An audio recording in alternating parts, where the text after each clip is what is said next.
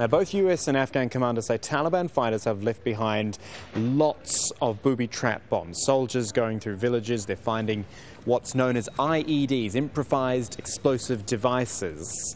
They're everywhere, the side of the road, they're in fields, they are even hanging from trees or embedded in walls. Now, this is a strategy the Taliban has used before, but commanders say they are finding more of these booby traps than they ever expected. IEDs can be anything really, so even something as innocuous as an old alarm clock like that, or a box, an old storage box like that, can be turned into an explosive device. They are easy to miss, they are therefore extremely deadly. We're going to talk more about this with Mohammed Sedeq Rashid. He's the head of operations at the Mine Action Coordination Centre of Afghanistan. Mohammed, thank you for your time. These are clearly a very effective device. The numbers I have here, 275 US and NATO troops killed last year alone. They are extraordinarily effective.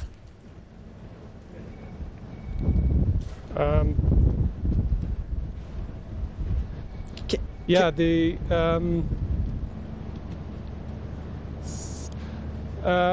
the situation in Marja from the landmines and improvised explosive devices perspective is still unknown for us technically.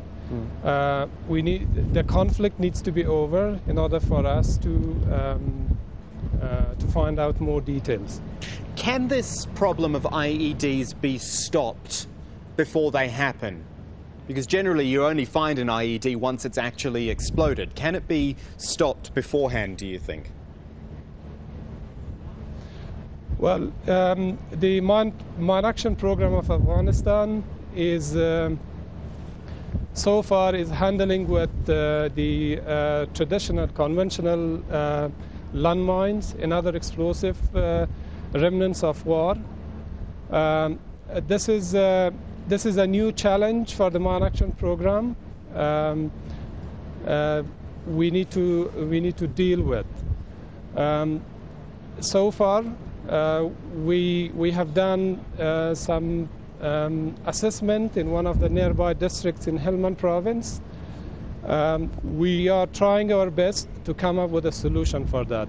But based on the information that we have gained, technically the problem is manageable, but nevertheless it's a new challenge for us. Tell me about how it affects everyday life in Afghanistan.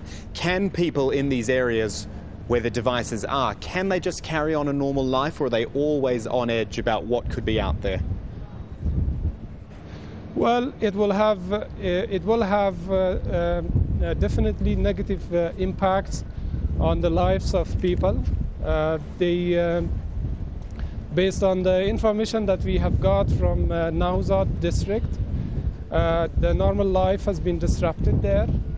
Unless the district is cleared of these homemade devices, it will be extremely difficult, almost impossible for the people to go back and start their normal life there.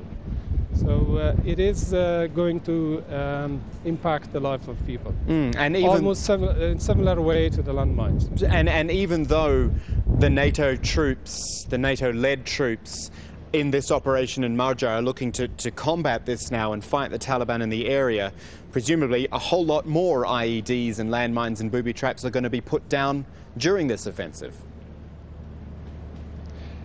Well, it is highly possible, because this is a sad reality of absolute majority of the conflicts of Afghanistan for the last 20 years.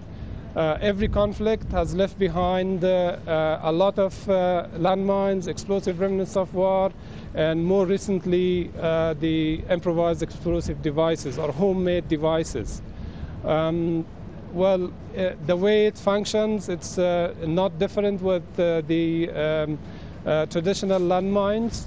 Even if they are more complicated, and some of them are challenging to be found. Mohammed Sedeq Rashid joining us live from a very chilly Kabul there. Mohammed, thank you for that.